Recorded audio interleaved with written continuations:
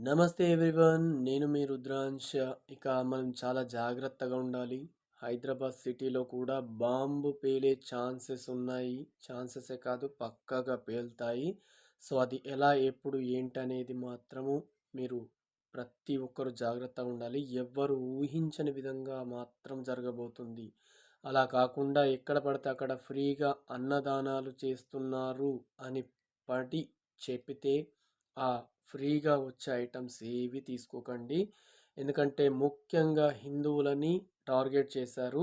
మొన్న ఢిల్లీలో మనకి బాంబు పేలుడు జరిగింది. అలాగే కాశ్మీర్ లోయలో పహల్గాం ఉగ్రదాడి ఏదైతే జరిగిందో దానికి ప్రతీకారంగా ప్రతి ఒక్క హై సిటీస్లలో మనకి ఈ ఉగ్రదాడులు అనేవి జరుగుతా పోతున్నాయి. ఒక నిశ్శబ్దంగా అన్నదానంతో కానీ ఏవైనా ఫ్రీగా ఉచితంగా ఇచ్చే పదార్థాలతో హిందువులని చంపే లక్ష్యంగా